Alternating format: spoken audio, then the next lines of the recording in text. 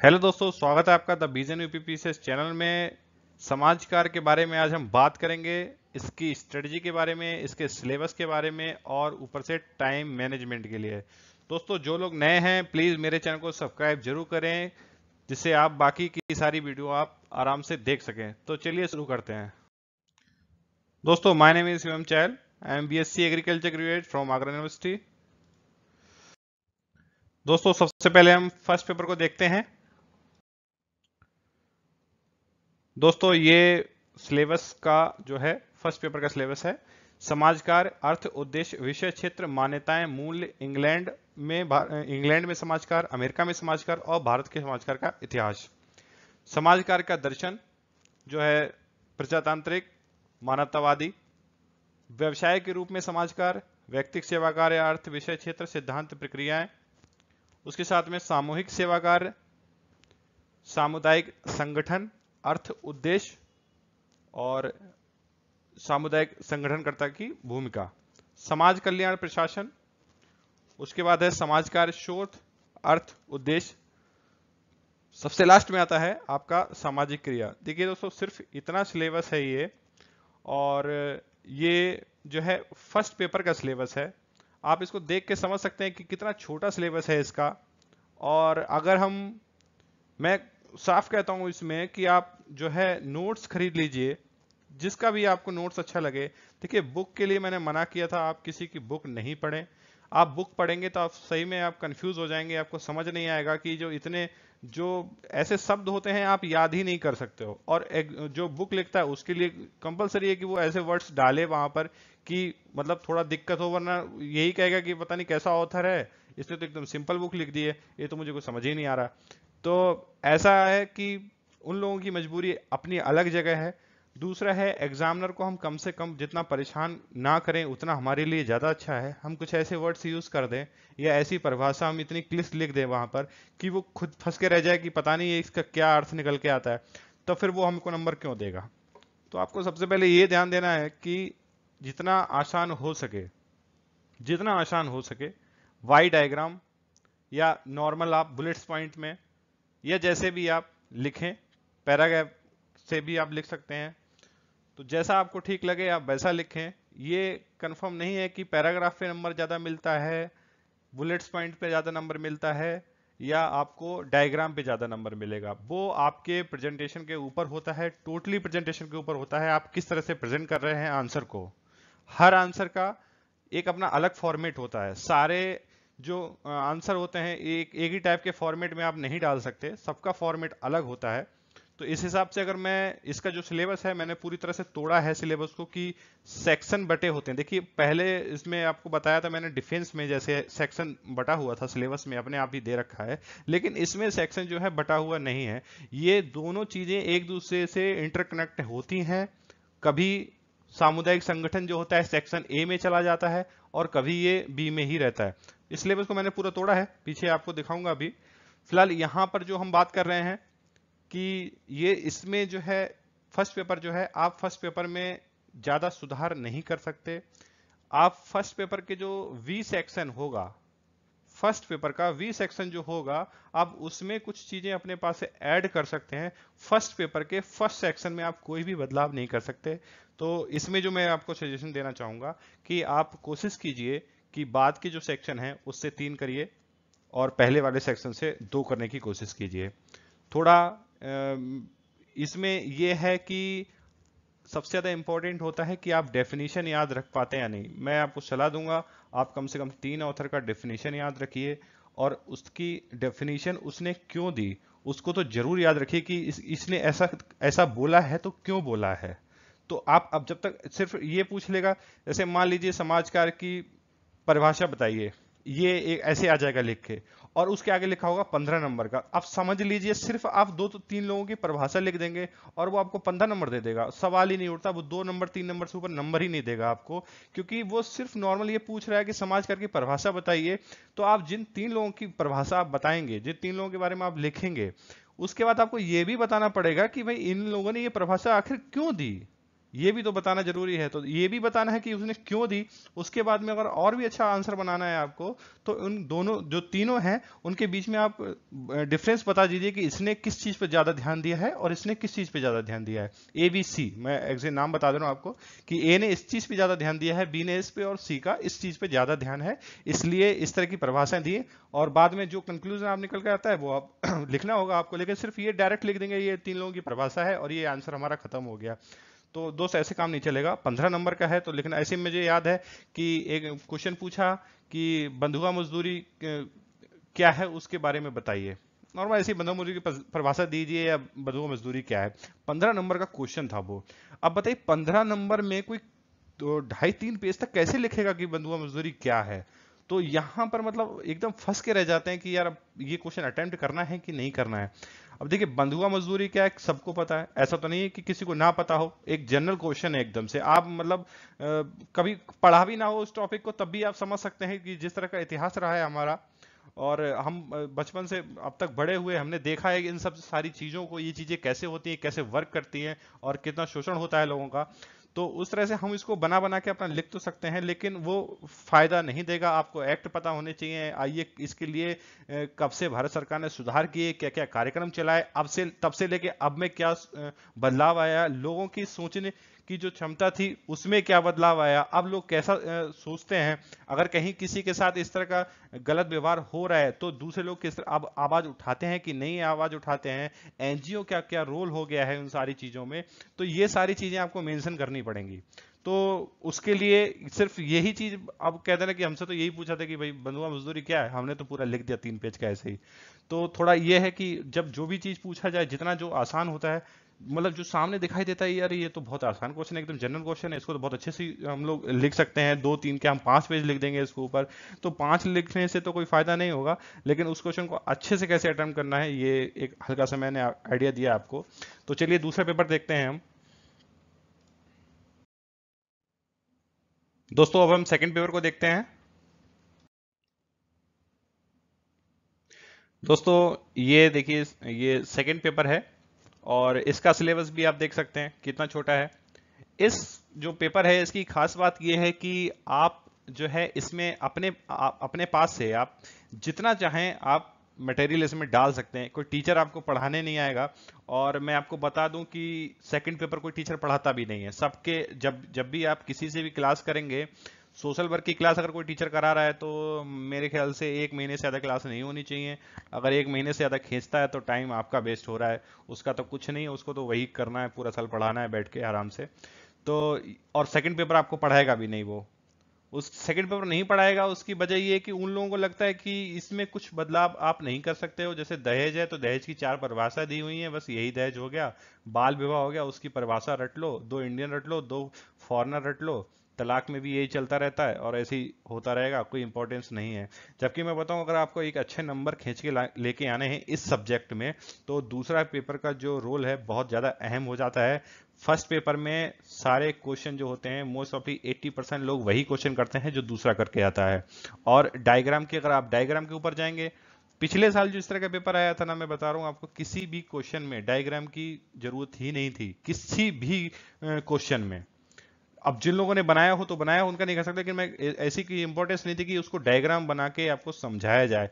जबकि उससे पहले जो क्वेश्चन आते थे उसमें डायग्राम का मेन रोल होता था।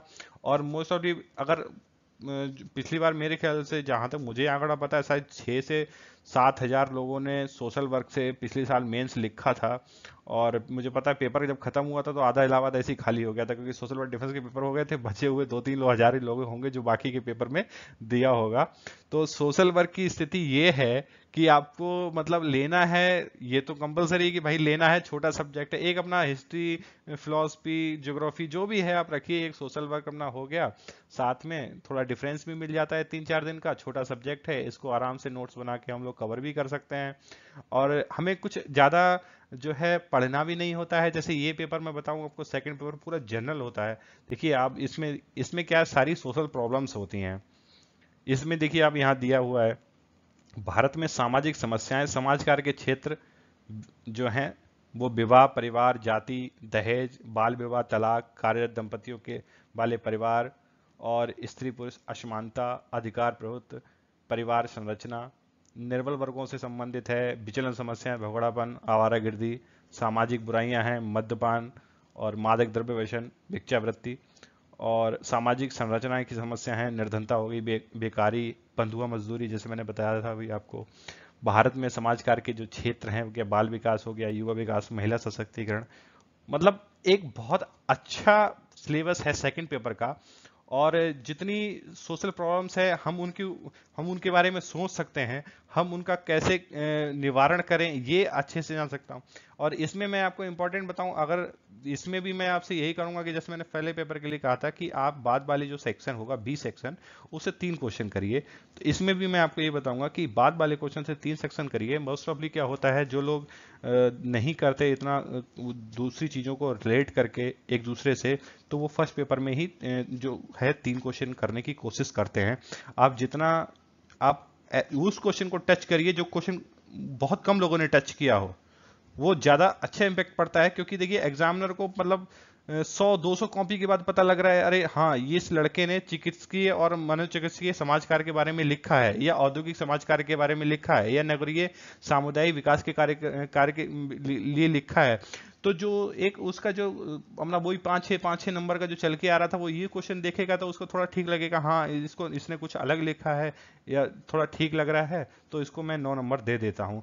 तो ये थोड़ा बहुत अच्छा है कि आप कोशिश कीजिए ऐसे जो क्वेश्चंस होते हैं उनको, क्योंकि देखिए कुछ ज़्यादा मुश्किल नहीं है इसमें, इतना बड़ा सिलेबस भी नहीं है। आप ऐसे टॉपिक को, जैसे अब ये हो गया बच्चों में और महिलाओं में, और जो वृद्ध लोग हैं उनमें, पिछड़े वर्ग हो गए, अनुसूचित जाति, अनुसूचित जनजाति, सब लोग एक्ट वगैरह जानते हैं, क्या उनके बारे में हो रहा है आजकल, कैसे बदलाव आ रहा है, संवैधानिक आयोग उनका कब बना, और साथ में गवर्नमेंट जो स्टेट की गवर्नमेंट है वो बहुत ज़्यादा अवेयर है। अब जो है प्रोन्नति में आरक्षण भी आ रहा है, तो एक नई चीज़ है। तो ये सारी चीज़ें आप अगर इसको देखेंगे तो ये कुछ नया नहीं है। लेकिन यहाँ आप जैसे आ जाते हैं, जैसे ग्राम्य विकास यहाँ लिखा हुआ है, जैसे मैंने एक पिछली वीडियो में मैंने बताया था कि अगर किसी गांव के बारे में पूछ लिया जाए कि इस गांव में इस तरह की एक कुछ हेल्थ रिलेटेड प्रॉब्लम हो गई है या ऐसी बीमारी हो गई है, तो आप कैसे बताएंगे गांव में लोगों को स्वच्छता के बारे में कि आप जो है स्वच्छता पे ध्यान दीजिए, सफाई कीजिए घर के आसपास की, और पीने का जो पानी है वो सही से आप यूज कीजिए, गंदा पानी आप यूज नहीं करें। और ये सारी चीजें हैं, अगर आप कैसे करके बदलाव ला सकते हैं उस गांव में एक सोशल वर्कर की तरह। तो एज ए सोशल वर्कर आपको प्रेजेंट करना है। हमारे यहाँ अभी इतनी सारी प्रॉब्लम्स हैं, ये सारी प्रॉब्लम्स जो होती हैं हमारे आसपास ही घट रही हैं, कुछ नया नहीं है इसमें, कुछ नया रॉकेट साइंस भी नहीं है, सारी चीजें हमारे आसपास घट रही हैं। आप सोचिए 2 मिनट बैठ के कि इसके बारे में जो अच्छे से अच्छा है हम लोग क्या कर सकते हैं, उस पर अपने नोट्स बनाएं, उसको ऐड करें। करंट नहीं आ रहा है तो गूगल में सर्च करिए कि हाल ही में इस सब्जेक्ट इस टॉपिक के ऊपर गवर्नमेंट ऑफ इंडिया या कोई स्टेट गवर्नमेंट ने क्या एक्शन लिया है, कितना कितना अच्छा इम्पैक्ट डालेंगे आप कि हाँ इस तरह से हुआ है। जैसे मैं अगर आपको एक एग्जांपल दे दूं, तो नक्सल प्रॉब्लम जो बढ़ रही है, जैसे झारखंड और छत्तीसगढ़ की एक बहुत बड़ी प्रॉब्लम है, तो वहां पर नक्सल प्रॉब्लम से लड़ने के लिए झारखंड सरकार ने तारे जमीन पर एक प्रोग्राम चलाया है, जिससे बच्चों को एजुकेट किया जा सके, उनके जीवन को और उजागर किया जा सके। और वहां पर एक मैं छत्तीसगढ़ के आईएएस ऑफिसर हैं ओपी चौधरी, उनका मैं एग्जांपल आपको देता हूं। उन उन उनको जो उन्होंने जब वो रायपुर के कलेक्टर थे, तो उसके बाद में उन्होंने पोस्टिंग मांगी कि मुझे दंतेवाड़ा भेजा जाए। तो दंतेवाड़ा में जाके उन्होंने गांव में और भी जितने आसपास के एरिया थे वहां जाके, गांव में अंदर जा जाके, वहां सोचिए बाइक पर बैठ के जो नॉर्मल ऑफिसर होता है उसकी तरह जाके लोगों को घर घर जाके बताया कि बच्चे को पढ़ाना कितना ज़्यादा जरूरी है। और उसके बाद उनको प्रेसिडेंट मेडल भी मिला हुआ है इस बात के लिए। शायद इस बार उनको प्रधानमंत्री अवार्ड भी दिया गया था सिविल सर्विस डे पे। तो ये सारी चीजें हैं कि आप सोचिए, आप तो अभी कलेक्टर बने नहीं हैं, लेकिन उससे पहले भी आप अपने आप को एक सोशल वर्कर की तरह प्रेजेंट करके आप इन सब सारी चीजों पर ध्यान दे सकते हैं। एक आंसर को अपना बहुत अच्छा, आप जितना चाहें उतना अच्छा बना सकते हैं, बस आपके ऊपर है ये चीज। और सेकंड पेपर में यही है कि आप जितना चाहें उतना करंट ऐड कर सकते हैं, सारे टॉपिक होते हैं। देखिए किसी भी टॉपिक पे अगर आप 3 से 4 बातें ऐसी डाल देंगी, और उसको जो बताया था मैंने कि जो भी आप नई चीज लिखे हैं उसके नीचे हाईलाइट कर दें उसको, कि हाँ ये मैंने लिखा है। जैसे मैंने नक्शा प्रॉब्लम के लिए लिखा था कि वहां के बच्चों को एजुकेट करना है ताकि ये जो प्रॉब्लम है ना ये आगे तक ना जाए और यहीं तक रुक जाए। अगर वो उनके पास भी अशिक्षा रहेगी तो कल को कोई भी नक्सली आके गांव में 2-4 भाषण देगा लेफ्टिस्ट के और पता नहीं क्या क्या उल्टे सीधे, और जाके पूरा मतलब वही सब चलने लगेगा गंगा जल टाइप से। तो यहाँ इंपॉर्टेंट ये है कि आपके लिए यही है कि आप जब भी कोई टॉपिक है उसके साथ में कोई नई चीज मिल रही है तो आप उसको ऐड करते रहें, अपने नोट्स बनाते रहें। और इसमें इसमें मैं बता रहा हूँ आपको, जैसे आप जो सारा सिलेबस जो आप देख रहे हैं एज इट इज, इसी में से 80% आपको एकदम डायरेक्ट मिलेगा वर्ड, एकदम डायरेक्ट वर्ड मिलेगा आपको, सीधा सा लिखना है और उसको आपको लिखना ही पड़ेगा उसके ऊपर जाके। तो क्यों ना हम पहले से ही तैयार रहें कि कुछ ऐसे टॉपिक हम ऐड रखें जो दूसरा जो अपने आंसर में नहीं लिख रहा है, हमारा जो आंसर का फॉर्मेट एकदम दूसरे से अलग होगा। तो यहाँ इंपॉर्टेंट है आप मैं फिर एक बार कह रहा हूँ, आप बुक्स किसी की ना पढ़ें, आप नोट्स ले लें किसी की मैं कह रहा हूँ 2 टीचर के नोट्स लें, और जिसने भी सबसे ज्यादा अच्छे से समझाया है उसकी उसकी डेफिनेशन पे आप जाएं। जब तक वो ये ना बताए कि इस व्यक्ति ने ये डेफिनेशन क्यों दी है, मैं आपको सच बता रहा हूँ वो डेफिनेशन ही खराब है जब तक वो ये ना बताए कि ये डेफिनेशन क्यों दी, उसने ऐसा उसने क्यों बोला। और यही एग्जामिनर देखना चाहेगा कि आपने लिखा है तो भाई इसने डेफिनेशन क्यों दी। सिर्फ ये कि मैं अपने मन से डेफिनेशन तोड़ के बना दी मैंने और वो पढ़ के परेशान कि ये पता नहीं कहाँ से ले आया। तो ये याद रखना है आपको, डेफिनेशन आपको दोनों इसमें सोशल वर्क में डेफिनेशन बहुत इंपॉर्टेंस रखती है। जब भी डेफिनेशन पूछे 3 डेफिनेशन आप लिखें, डेफिनेशन ना पूछे तब भी आप डेफिनेशन पूछे लिखें डेफिनेशन को। हाँ ये है कि डेफिनेशन ना पूछे आप डेफिनेशन लिखें, उस टाइम आप डेफिनेशन के बारे में ना बताएं कि इसने डेफिनेशन क्यों दी है। लेकिन जब वो डायरेक्टली पूछे समाजकार की परिभाषा बताइए, ठीक है, या आपसे डाके पूछे कि दहेज की परिभाषा दीजिए, तब आपको जरूर बताना है कि ये है तो ये क्यों है। तो आगे हम देखते हैं कि जो इसका सिलेबस है कैसे हम इसको करेंगे आगे।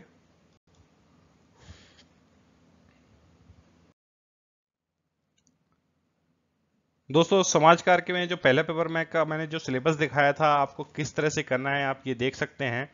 देखिए सेक्शन 2 बटे होते हैं इसमें, सेक्शन ए और सेक्शन बी। सेक्शन ए में जो आपको मिलेगा वो समाजकार मिलेगा, अर्थ परिभाषा जो बताया था मैंने, उसके बाद वैयक्तिक समाजकार से एक क्वेश्चन आएगा, उसके बाद सामूहिक समाजकार से क्वेश्चन होगा, और फिर लास्टली होगा समाजकार का दर्शन भी। और एक टॉपिक और होता है समाजकार व्यवसाय। तो ये 5 जो है मेन टॉपिक होते हैं और इन्हीं के बारे में होगा, अर्थ होगा, महत्व होगा, उद्देश्य होगा, परिभाषा होगी, इन्हीं के बारे में सब पूछा जाएगा। और ये आते हैं सेक्शन ए में। ये मैं बता दूं यही चीज, सिर्फ यही 4 चीजें हैं या इसके साथ ज्यादा से ज्यादा ऐड हो जाता है समाजकार का व्यवसाय, इससे ज्यादा कुछ नहीं आता है। यही सारी 4 चीजें हैं, इनके अर्थ, उद्देश्य, महत्व, डिफरेंस जो होता पूछा जाएगा वो चारों इन्हीं से पूछे जाते हैं, और ये पार्ट होते हैं सेक्शन ए के। तो आप कोशिश कीजिए इससे कि आप इससे 2 क्वेश्चन ही करें, जो मैं बाकी आपके ऊपर है, आप जैसा चाहें देख सकते हैं, मैं जैसे बताऊंगा आपको कि ये सिर्फ 2 क्वेश्चन आप इससे करें तो ज्यादा सही रहेगा। अगला है सेक्शन बी। सेक्शन बी में दोस्तों सामुदायिक संगठन, समाज कल्याण, समाजकार शोध और सामाजिक क्रिया, ये इसका पार्ट है। और इसमें जो है आप इसमें बहुत सारी चीजें हैं जो आप करंट से ऐड कर सकते हैं। मैं बताऊं इस पहले जो सेक्शन ए है और सेक्शन बी में, इसमें डिफरेंस ये है कि आप जो है इस सेक्शन बी में आप खुले दिमाग से जितना चाहे सोच के अपने अपने तरीके से किसी भी चीज को आप कर सकते हैं, कुछ चीजों को थोड़ा ऐड करके। लेकिन फर्स्ट पेपर में आप जो फर्स्ट सेक्शन होगा ए में, आपके पास ज्यादा चीजें नहीं हैं, जो सिद्धांत वगैरह जो सब परिभाषा वगैरह दिया हुआ है वो एकदम एज इट इज आपको करना है। परिभाषाएं देखिए आप, ये 4 और 4 8 हो गए, 8 की परिभाषा आपकी 3 काटती है 24 करी 24 परिभाषाएं आपको याद रखनी पड़ेंगी।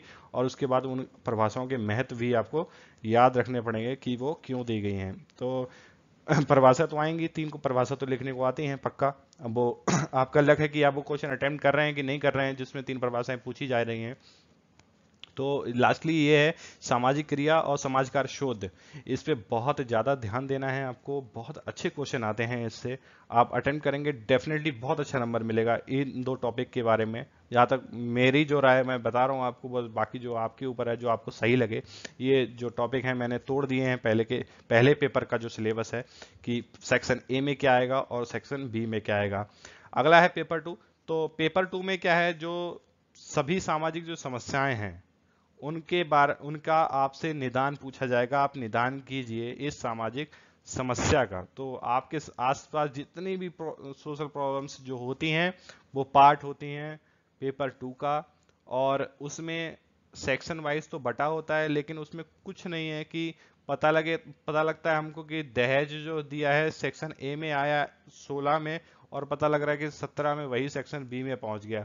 तो सोशल प्रॉब्लम्स का कुछ नहीं होता है कि सेक्शन ए में आएगी या सेक्शन बी में आएगी, वो ऊपर नीचे करते रहते हैं वो लोग। लेकिन इसमें एकदम श्योर है कि ये सेक्शन ए में ये 4 चीजें आती हैं और सेक्शन बी में ये 4 चीजें आती हैं। बट इस सेकंड पेपर में ऐसा कोई श्योर नहीं होता, इसलिए मैंने यहाँ पे आपके लिए लिखा भी नहीं है।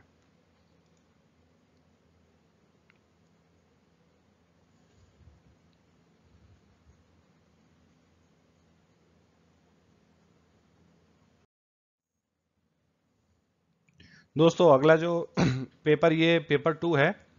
और जो मैं थोड़ा इसमें इसलिए डाल रहा था आपको बताने के लिए कि जैसे ये दिया हुआ है कि परिवार की परिभाषा दीजिए, और संयुक्त एकल और विस्तृत परिवार के में जो है अंतर बताइए। 15 नंबर में पूछा है ये। अगला है भारत में संयुक्त विघटन के विभिन्न कारणों की विवेचना की, ये भी 15 नंबर में है। और लास्ट में संयुक्त परिवार के परंपरागत प्रकारों में होने वाली प्रमुख परिवर्तनों का पर प्रकाश डालिए, ये 10 नंबर में दिया हुआ है। तो दोस्तों आपको यहाँ पर यही जो है 15 और 30 और 40 का हो गया ये सीधा। तो देखिए, जब भी ये सेक्शन ए का जो पार्ट है, इसमें तीनों क्वेश्चन जो हैं परिवार से ही संबंधित हैं। अलग से क्वेश्चन नहीं, अभी तक तो इन लोगों ने जो है नहीं किया है ऐसा कि पहला परिवार से हो गया तो दूसरा क्वेश्चन दहेज से डाल देते हैं, ऐसा कुछ नहीं है। तो एक चीज से ही जैसे जुड़ा हुआ है तीनों में, ये अच्छी चीज है। तो ये इसके लिए क्या है कि आपको एक टॉपिक तैयार करना है तो वो पूरी तरह से अच्छे से तैयार करना है उस टॉपिक को। अगला जैसे दिया हुआ है, भारत में कार्यरत जो महिलाएं हैं उनकी प्रमुख समस्याएं क्या हैं, उन समस्याओं को हेतु समाधान कीजिए।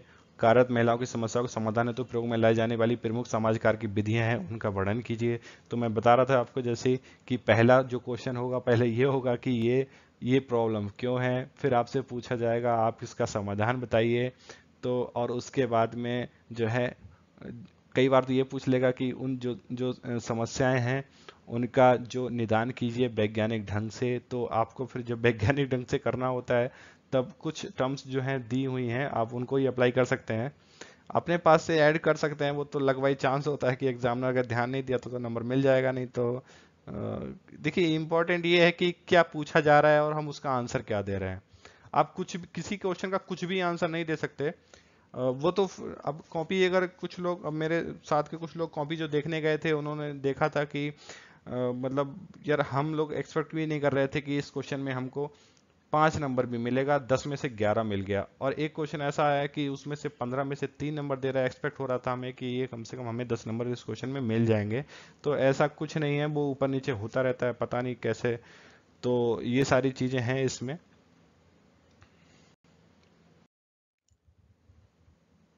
दोस्तों अब बात आती है कि पेपर को किस तरह से करें। टाइम मैनेजमेंट जो सबसे ज़्यादा इंपॉर्टेंट है, वही सेम चीज़ है। 5 क्वेश्चन आपको करने हैं।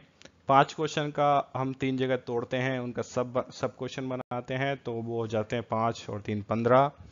15 के बाद में अगर हम ऐसे होते हैं उसको टाइम में कन्वर्ट करते हैं, तो हमारा करीब चला जाता है 10 मिनट के हिसाब से, तो 150 मिनट चला गया, 180 मिनट मिलता है, यानी कि हमको 3 घंटे मिलते हैं।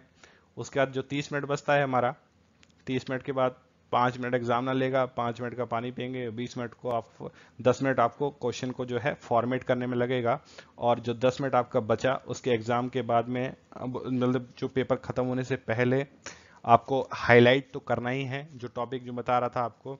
अब इसमें दो चीजें हैं, या तो जो आपका 10 मिनट का टाइम है आप क्वेश्चन को करते हुए हाईलाइट तुरंत, ये ज़्यादा अच्छा तरीका है, ये बेस्ट तरीका है। आप जब भी क्वेश्चन कर रहे हो कि आपको लग रहा है कि हाँ मैंने ये इंपॉर्टेंट लिखा है, मैं इसको तुरंत हाईलाइट कर दूं, लेकिन उसके बाद भी मैं आपसे कहूँगा कि आप प्रैक्टिस करते रहें। डायरेक्ट जो मैं बता रहा था 10-15 साल के क्वेश्चन का आप प्रैक्टिस कर लेंगे। उस प्रैक्टिस करने का आपको सबसे बड़ा लाभ ये होगा कि आपका 10 मिनट पेपर 100% हो जाएगा, क्योंकि तब हमें पता रहता है कि कुछ कुछ जो क्वेश्चन है उसकी मांग किस तरह की है और हमको कैसा फॉर्मेट दे रहा है। इस जो प्रैक्टिस के लिए मैं बोलता हूं उसके दो फायदे हैं। एक तो फॉर्मेट पता लगता है कि हाँ इस क्वेश्चन का फॉर्मेट इस तरह से होना चाहिए, क्योंकि मैंने देखा हुआ है जनरली इस तरह के क्वेश्चन का फॉर्मेट ये होता है। तो वहां क्या होता है, जो जो टाइम लगता है हमारा सोचने का कि इस क्वेश्चन की शुरुआत में कैसे करूं, तो वहां थोड़ा आपको हेल्प मिल जाती है। तो जो जो हाईलाइट मैं बता रहा था, और हाईलाइट के मैंने पहले बोल रहा है कि हाईलाइट के लिए किस तरह का हाईलाइटर यूज ना करें, लाल नीला पीला काला कैसा भी। आप सिंपल सा जो ब्लैक पेन होता है अपना, जिसको साथ में हम लोग देते हैं पॉइंट, उसको यूज करें, क्योंकि हाइलाइटर दे देंगे तो एग्जामिनर का भी थोड़ा मूड खराब हो जाता है नीली पीली कॉपी देख के। तो सीधा रखें आप उसको, एकदम ब्लैक से हाईलाइट कर दें, छोटा सा लाइन खींच दें उसके नीचे। वो कॉपी जब पलटेगा तो उसको एकदम दिखाई दे जाएगा हाँ कि इसने क्यों हाईलाइट किया, वो देखेगा, ध्यान देगा हाँ इसलिए किया है, अच्छा है, क्वेश्चन में अच्छी पकड़ है। तो थोड़ा इम्प्रेशन पड़ता है। कुछ लोग मना करते हैं कि लाइन वगैरह नहीं खींचनी चाहिए, कोई फायदा नहीं होता है, लेकिन मेरा जहाँ तक अनुभव है जो मैं बता रहा हूँ आपको कि लाइन जरूर खींचना चाहिए। जिससे क्या है, मैं सोचिए मैं अगर किसी चीज़ के बारे में बता रहा हूँ और कोई इन्फॉर्मेशन दे रहा हूँ, तो मैं चाहूँगा ना कि वो एग्जामिनर ध्यान दे उस चीज़ के ऊपर। तो ये इम्पॉर्टेंट है कि आप जब भी कोई ऐसी चीज़ लिखें जो बहुत अच्छी है उस क्वेश्चन के लिए, जैसे इस तरह से कुछ उसने सुझाव मांगा है और आपने एज ए एग्जाम्पल उस सुझाव को दिया है कि हाँ ये एग्जाम्पल मैं आपको जो दे रहा हूँ ये यहाँ पे किया गया था और इससे लाभ हुआ था, तो बिल्कुल डेफिनेटली वो खुश होगा इस चीज़ से। और वही 15-15 और 10 का जो आंकड़ा होगा यही आपको करना है।